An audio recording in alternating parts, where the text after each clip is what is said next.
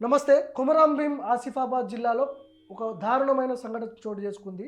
14 ఏళ్ల గిరిజన బాలిక ఫుడ్ పాయిజన్ అయ్యి నిన్ననే తుదిశ్వాస విడిచింది. నిమ్స్లో దాదాపు 23 రోజులు కొట్లాడింది ఆమె. సో ఈ అంటే దీన్ని ఫుడ్ పాయిజన్గా చూడట్లేదు బీఆర్ఎస్ పార్టీ మాత్రం, ఇది ప్రభుత్వ హత్యగా భావిస్తున్నదని చెప్పి కేటీఆర్ కావచ్చు బీఆర్ఎస్ నాయకులు మాట్లాడుతున్నారు.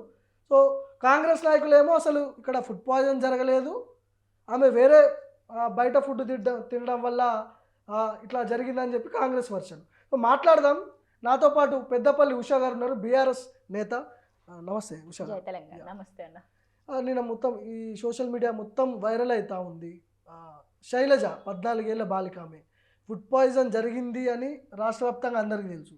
జరగలేదని చెప్పి కొండా సురేఖ లాంటి వాళ్ళు ఆమె బయట ఫుడ్ తిన్నది అందుకే ఇట్లా జరిగిందని చెప్పి కొండా సురేఖ మాట్లాడుతున్నారు. మీ పార్టీ తరఫున మీరు ఏం చెప్పదలుచుకున్నారు? కొండా సురేఖ గారు ఏమంటున్నారంటే, ఇంట్లోకి వెళ్ళి అప్పాలు తెచ్చుకున్నది, ఆ అప్పాలు తినడం వల్ల ఆమెకు అస్వస్థకు గురైనరు అని అంటారు. మరి ఒక్కతే కాదు కదా, ఆమె 60 మంది, అంటే ఆ శైలజ బిడ్డతో పాటు ఇంకో 60 మంది అస్వస్థకి గురైళ్ళు.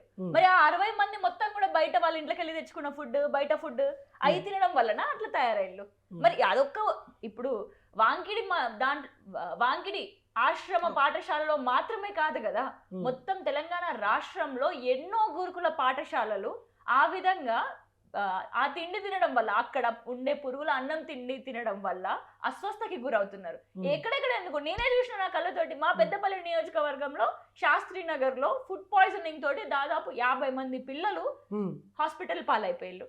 అట్లా తెలంగాణ రాష్ట్రం మొత్తంలో 48 మంది విద్యార్థులు నేడు చనిపోయిల్లు అని అంటే, ఇది వాళ్ళు అస్వస్థకి గురి అయిపోయి చనిపోయిల్లు అని అంటే ఆ ఫుడ్ పాయిజనింగ్ ఎందువల్ల అవుతుంది? అంటే కాంగ్రెస్ వచ్చిన ఈ 10 నెలల కాలంలో 48 మంది చనిపోయిల్లు. దాదాపు 1000 మంది, అంటే 900 మంది దాకా ఫుడ్ పాయిజనింగ్ కి గురి అయిపోయిల్లు. కొంతమంది ఇంకా వర్షాకాలంలో పాము కాటికి జగిత్యాలలో అబ్బాయి చనిపోయిండు. మా శాస్త్రీనగర్ లో, మా దగ్గర ఎక్కడైతే ఫుడ్ పాయిజనింగ్ జరిగిందో అదే శాస్త్రీనగర్ బాలుల పాఠశాలలో, గురుకుల పాఠశాలలో మళ్ళా పాము కాటితోటి కూడా మళ్ళా ఒక చిన్న అబ్బాయి, ఒక 6th క్లాస్ చదువుతున్న అబ్బాయి మళ్ళా హాస్పిటల్ పాలైపోయిండు. అంటే ఈ విధంగా గిన్ని మరణాలు అవుతున్నాయని అంటే దానికి కారణం ఎవరని అంటారు? పిల్లల తప్ప, పేరెంట్స్ తప్ప. ఎంత నమ్మకం ఉంటే, ఎంతో భరోసాని ఇచ్చుంటే, కేసీఆర్ ప్రభుత్వంలో అంత భరోసాని ఇచ్చారు కాబట్టి, డాక్టర్ ఆర్ఎస్ ప్రవీణ్ కుమార్ గారు ఆ విధంగా తీర్చిదిద్దారు కాబట్టి నేడు పిల్లలందరూ కూడా ఎగ్జామ్ పరీక్షలు రాసి, ఎంట్రన్స్లు రాసి, ఒకవేళ అక్కడ రాకపోతే ఆ మంత్రినో ఎమ్మెల్యేనో పోయి, మా బిడ్డ నిజంగా మేము దీన స్థితిలో ఉన్నాం, మా బిడ్డ మంచిగా చదువుతాడు, ఎగ్జామ్ రాయలేకపోయాడు, లేకపోతే ఆ కారణాలు ఉన్నాయి అని చెప్పేసి చూపించి సీట్లు ఉంటే మిగిలిన సీట్లు అన్నీ కూడా ఫిల్ చేసేటటువంటి రోజులు తెస్తే, నేడు కాంగ్రెస్ ప్రభుత్వంలో ఏం చేస్తున్నాం? అబ్బో నా కొడుకు ఆ గురుకుల పాఠశాలకి పోతే చచ్చిపోతాడేమో అనే భయంతో గురుకుల పాఠశాలకు పోయిన బిడ్డలని మళ్ళా తీసుకొచ్చి ఇంట్లో కూర్చోబెడుతున్నారు. మళ్ళా పిల్లలని గవర్నమెంట్ స్కూళ్ళకి పంపిస్తున్నారు. అక్కడ ఉండేటటువంటి జిల్లా పరిషత్ హై స్కూల్లో, ఎంపీపీఎస్ ఆడికి తీసుకపోతే అక్కడ పరిస్థితి ఏంది? అక్కడ ఏమైనా మంచిగా ఉంటానే అంటే కాదు. నేడు తెలంగాణ రాష్ట్రం మొత్తం కూడా గంజాయి. మా కనగర్తి గ్రామం, పెద్దపల్లి నియోజకవర్గంలో నా సొంత ఊరు కనగర్తి గ్రామం. మా నాన్న కట్టించిన స్కూల్, మా స్కూల్ పేరు కూడా దాసరి పద్మహన్మయ జిల్లా పరిషత్ హై స్కూల్ అని ఉంటది. మా స్కూల్లో 9వ తరగతి చదువుకునే అమ్మాయి సిగరెట్ తాగింది అని చెప్పి నాకు తెలిసింది. మరి ఈ విధంగా అటు స్కూల్, ఇటు జెడ్పీహెచ్ఎస్ స్కూల్ చూస్తేనేమో ఈ విధంగా మద్యం మత్తులో 10th క్లాస్ పిల్లలు బీర్ బాటిల్లో పట్టుకొని తాగేసి ఆడబడేస్తున్నారు, సిగరెట్లు తాగుతున్నారు, గాంజాయికి అలవాటు అయిపోతున్నారు. ఓదెల మండలంలో కొన్ని మండలాలు మొత్తం కూడా గాంజా ఏ విధంగా విస్తృతంగా పాకింది అని అంటే, చిన్న చిన్న పిల్లలు అక్కడ ట్రాక్టర్ల మీద పోతూ బీరు తాగుకుంటా పోతున్నారు. ఈ విధంగా జెడ్పీహెచ్ఎస్ స్కూళ్ళు ఆడ ఉండే గ్రామాలలో తయారైతున్నాయి.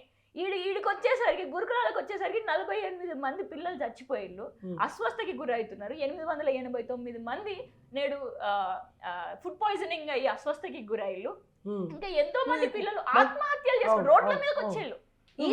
మంత్రి కొండా సురేఖ గారు ఏమో అసలు ఫుడ్ పాయిజన్ జరిగింది కావచ్చు కానీ గురుకుల పాఠశాలలో జరగలేదు, ఆమె బయట ఫుడ్ ఏదో తీసుకున్నట్టుంది, అందుకనే ఫుడ్ పాయిజన్ అయిందని చెప్పి ఆమె వీడియో ట్రోల్ అవుతుంది సోషల్ మీడియాలో.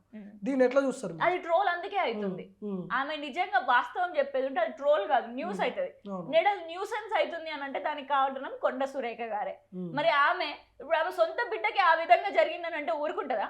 ఆమె బిడ్డ బర్త్డే ఎట్లా చేసింది, మొత్తం దావత్ ఇచ్చుకుంటా, బిర్యానీలు ఇచ్చుకుంటా, బీర్లు అంటే ఆమె బిడ్డది బర్త్డే ఏమో ఒక లెక్క, ఈ బిడ్డల ప్రాణాలేమో ఇంకొక లెక్కన. బర్త్డే అయితేనే అంత హడావిడి చేసిళ్ళు, మరి ఇప్పుడు ఈ బిడ్డల పరిస్థితి ఏంటి అంటే ఆమె ఎట్లా ఇస్తుందంటే ఇప్పుడు నిన్న చనిపోయింది, కనీసం వాళ్ళ నిమ్స్ హాస్పిటల్లో ఉన్నప్పుడు పరామర్శించడం పక్కకు పెట్టండి, అది శాతగాలే. కనీసం చచ్చిపోయినప్పుడన్నా వాళ్ళ ఊరికన్నా పోయి కొంచెం పరామర్శించి కనీసం ఇప్పటికైనా మేము ఇంత ఎక్స్గ్రేషియా ఇస్తాము అని చెప్పి ప్రకటించవచ్చు కదా. ఏది శాతగాదు. నిమ్స్ హాస్పిటల్లో ఉన్నప్పుడు ప్రాణాలు బతికించుకునే శాతగాదు ఈ కాంగ్రెస్ ప్రభుత్వానికి, రేవంత్ రెడ్డి గారి ప్రభుత్వానికి. అట్లనే ఇక్కడ ఆమె చనిపోయింది అని చెప్పేసి గ్రామానికి పోదాము అని అన్న సోయి ఉండదు. వీళ్ళు పోవడం కాక మీలాంటి జర్నలిస్టులని, ప్రింట్ అండ్ ప్రెస్ మిత్రులని, ఇంకా ఎవరిని పోనీయకుండా ప్రొఫెసర్లని, మహిళా సంఘాలు ఎవ్వరు కూడా పోవద్దు. బీఆర్ఎస్ నాయకులు నేడు ఒక మాజీ ఎమ్మెల్యే ఇంట్లో పోయి హౌస్ అరెస్ట్ చేసిండు. మరి ఆ విధంగా బీఆర్ఎస్ నాయకులు అందరినీ కూడా దిగ్బంధం చేస్తే వాళ్ళు ఏం సాధిద్దాం అనుకుంటున్నారు? ఇప్పుడు ఇదే ఇష్యూ దాదాపు ఆమె 23 రోజులు నిమ్స్ హాస్పిటల్లో ఉంది, చికిత్స పొందుతూ. ఆ ప్రాసెస్ అంతా 23 డేస్ ఉంది. కానీ ఎందుకు బీఆర్ఎస్ నాయకులు కావచ్చు, బీఆర్ఎస్ పార్టీ మీరు కావచ్చు, ఎందుకు నిమ్స్కి ఎందుకు వెళ్ళలేకపోయారు, ఎందుకు పరామర్శించలేకపోయారు, ఈ న్యూస్ని ఎందుకు ప్రొజెక్ట్ చేయలేకపోయారు తెలంగాణ ప్రజలు? బరాబర్ పోయినాం. ఎందుకు మొన్ననే కదా కవితక్క గారు పోయినరు, దానికంటే ముందు హరీష్ రావు అన్న పోలేదా? ప్రతి ఒక్కరం పోతున్నాం. బీఆర్ఎస్ పార్టీ నుంచి వాళ్ళ ఫ్యామిలీకి అండగా భరోసాగా ఉంటాము అని చెప్పేసి హామీ కూడా ఇవ్వడం జరిగింది. అదే ఇది ఒక్క న్యూసే కాదు, రాష్ట్రంలో ఎక్కడ కూడా గురుకులాల పాఠశాలల్లో జరుగుతుంది అని అన్నప్పుడు మేమందరం కూడా వాళ్ళ వెనకాల ఉంటున్నాము. అదే విధంగా మరి ఇది మరి మేమందరం వెనకాల ఉంటున్నాం. నేడు అధికార పార్టీ ఏం చేయాలి, గురుకులాలని మొత్తం కూడా నేడు పర్యవేక్షించాలి. ఏ విధంగా ఉన్నది, ఫుడ్ పాయిజనింగ్ ఎందుకు కారణమవుతున్నారు, ఇన్ని ఫుడ్ పాయిజనింగ్ కేసు ఎందుకు అవుతున్నాయి అని చెప్పాలి. దాని అసలు విద్యాశాఖ మంత్రి ఏడి? మొదట అది విద్యాశాఖ మంత్రి కూడా మనకి రేవంత్ రెడ్డి గారు. అంటే కనీసం ఒక పోర్ట్ఫోలియోకి కూడా విద్యాశాఖకి కూడా ఒక సపరేట్ గా మంత్రిని కేటాయించలేని చేతగాని ప్రభుత్వం కాంగ్రెస్ ప్రభుత్వం. ఏం చేస్తారు? కాంగ్రెస్ పార్టీకి సంబంధించిన కొంతమంది నాయకులు ఏమంటున్నారంటే బీఆర్ఎస్ 10 ఏళ్ళు అధికారంలో ఉన్నప్పుడు బాసల ట్రిపుల్ ఐటీలో ఎంతోమంది ఫుడ్ పాయిజన్తో చనిపోయారు, వీళ్ళకి మాట్లాడే అర్హత లేదా అని చెప్పేసి కాంగ్రెస్ వర్షన్. ఎట్లా చూస్తారు దీన్ని? మరి బాసర ట్రిపుల్ ఐటీ, ఇప్పుడు ట్రిపుల్ ఐటీ బాసర అక్కడ ఏ విధంగానైతే వాళ్ళు చేసిల్లో వాళ్ళు మొత్తం కూడా ఎన్నో రోజులు దాంట్లో నేను కూడా ఉన్నా ప్రశ్నించిన దాంట్లో. మొదటి వరుసలో నేనున్నాను, ప్రవీణ్ కుమార్ సార్ ఉన్నాడు, మేమందరం కూడా ఆనాడు ప్రశ్నించినాం. కానీ దాన్ని తీసుకొచ్చి పర్యవేక్షించిండు. కేసీఆర్ గారు కుర్చీ మీదకి పోయింది. He did what ever he can do. అంటే దాన్ని మళ్ళీ తీసుకొచ్చి దాన్ని ఏమంటారు, మళ్ళీ సర్వే చేయించడం స్టార్ట్ చేసిళ్ళు. మళ్ళీ ఏ విధంగా దాన్ని రెక్టిఫై చేయించుకోవాలని ఆలోచించిళ్ళు. నేడు అలాంటి రెక్టిఫికేషన్ అనేటిది లేదు. ఏం చేస్తాళ్ళు ఇప్పుడు? కేసీఆర్ గారు ఆ టైంలో ఏం చేసిళ్ళు, మనకి ఇంతగానంలో ఇరిగేషన్ సిస్టమ్ ని ఇచ్చిళ్ళు, కాళేశ్వరం ప్రాజెక్ట్ ని ఇచ్చిళ్ళు, రైతు బంధుని ఇచ్చిండ్రు. కోవిడ్ టైంలో కూడా ఏది కూడా వడ్లు కొనుగోలు కేంద్రాలు కానీ ఇవేవి కూడా వాళ్ళకి పడే రైతు బంధు కానీ ఇవేవి కూడా ఆగకుండా చేసినటువంటి కేసీఆర్ గారి పాలన. గురుకుల పాఠశాలలు కూడా కొత్త గురుకుల పాఠశాలని, డిగ్రీ కాలేజ్ కళాశాలని, మహిళల కోసం మరి ముఖ్యంగా ఇంకా 4th లాంగ్వేజ్ కోడింగ్ లాంగ్వేజ్ ని కూడా ప్రవేశపెట్టడం జరిగింది. డాక్టర్ ఆర్ఎస్ ప్రవీణ్ కుమార్ గారు ఉన్న గురుకుల సెక్రటరీగా ఉన్నప్పుడు కేసీఆర్ గారి హయాంలో ఎన్ని చేసిండు, ఎక్కడ గిరిజన బిడ్డలను తీసుకుపోయి మౌంట్ ఎవరెస్ట్ శిఖరాన్ని ఎక్కించిండు.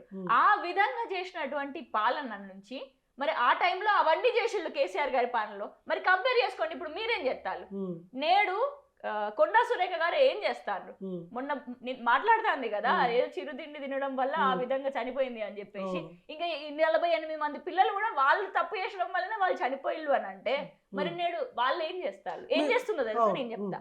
నేడు పెద్దపల్లికి వచ్చింది, మా నియోజకవర్గంలో సబితం గ్రామానికి వచ్చింది.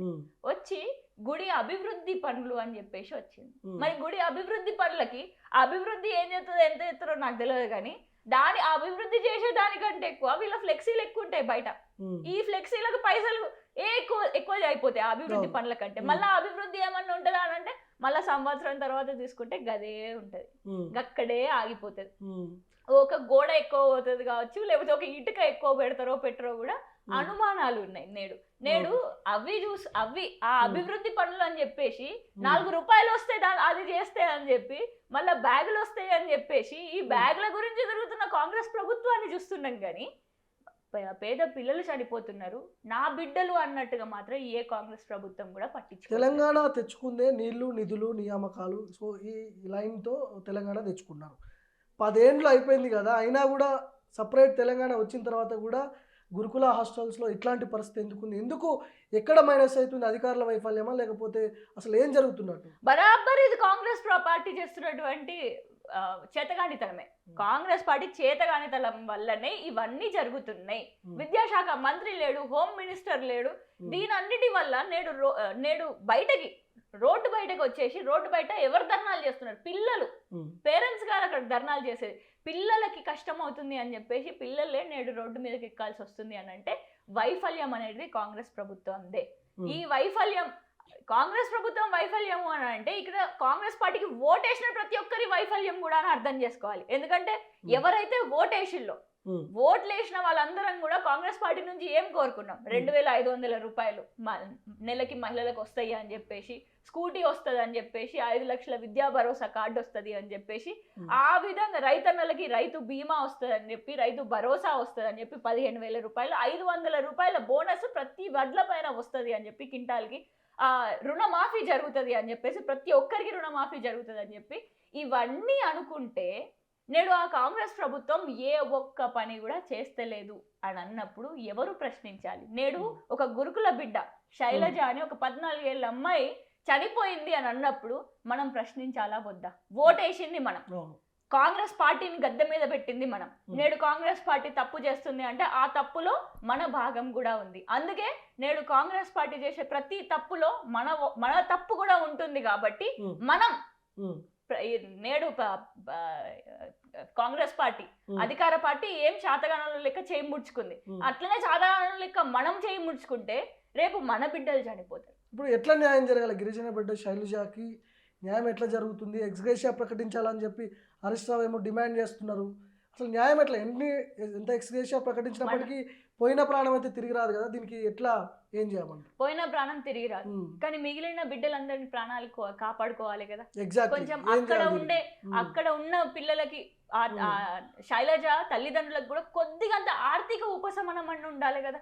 అన్ని బరువులు మోస్తున్నారు, కొద్దిగంత ఆర్థిక ఉపశమనం కోసం ఎక్స్గ్రేషియా డిమాండ్ చేయడంలో తప్పేమన్నా ఉందా? అదే విధంగా మళ్ళీ రానున్న ఒక్క బిడ్డ కూడా ఆ విధంగా బలి అవ్వద్దు అని అంటే, ఇప్పుడు తెలంగాణ కోసం ఎంతో మంది ఆత్మ బలిదానం చేసుకున్నారు. శ్రీకాంతాచారి గారు వీళ్ళందరూ కూడా అగ్గి రగల్చి పెట్టుకొని మరి ఆత్మ బలిదానాలు చేసుకున్నారు. మరి అట్లాంటి బిడ్డల్ని కాపాడుకోవాలి అని చెప్పేసి తెలంగాణ వెళ్ళాలి అని అంటే నేడు మనందరం కూడా ఏ గురుకుల పాఠశాలలోనైతే అట్లా అస్వస్థకి గురైనారో మనం ఆ కాంగ్రెస్ ప్రభుత్వాన్ని ప్రశ్నించాల్సిందే. అది చేసేంత వరకు అంటే మన పిల్లల భవిష్యత్తుకి, పిల్లల ప్రాణాలకి భద్రత కల్పించే అంత వరకు మనం ప్రశ్నిస్తూనే ఉండాలి. మనం మెడలు వంచాలి. ప్రభుత్వ హత్య అంటారా, ఫుడ్ పాయిజన్ వల్ల చనిపోయింది అంటారా మీరు? ఇప్పుడు ఫుడ్ పాయిజనింగ్ అని అంటే ఏడ ఫుడ్ తిన్నది, ఎవరి ఫుడ్ తిన్నది? అంతమంది, ఒకళ్ళు కాదు ఇద్దరు కాదు, దాదాపు 900,000 మంది పిల్లలు అని అనుకోండి. 1000 మంది పిల్లల దాకా ఫుడ్ పాయిజనింగ్ కి గురై 48 మంది చనిపోయిల్లు అని అంటే ఆ ఫుడ్ వాళ్ళే వండుకొని తింటున్నారా? ఆ బియ్యం వాళ్ళ ఇంట్లోకి వెళ్ళి తెచ్చుకుంటున్నారా? ఒక సిస్టమ్ ఇది. ఈ సిస్టమ్ మొత్తం, ఈ అడ్మినిస్ట్రేషన్ మొత్తం కూడా నడవాలి అని అంటే ఎవరి బాధ్యత? అది ముఖ్యమంత్రి బాధ్యత. మరి నేడు ఇది మొత్తం కూడా కాంగ్రెస్ పార్టీ, ఈ అధికార పార్టీ చేతగానితనం వల్లనే ఈ బిడ్డలందరూ కూడా నేడు చనిపోయారు. ఏం డిమాండ్ చేస్తున్నారు ఉషా గారు? చివరిగా చెప్పండి, ప్రభుత్వానికి ఏం హెచ్చరిస్తున్నారు?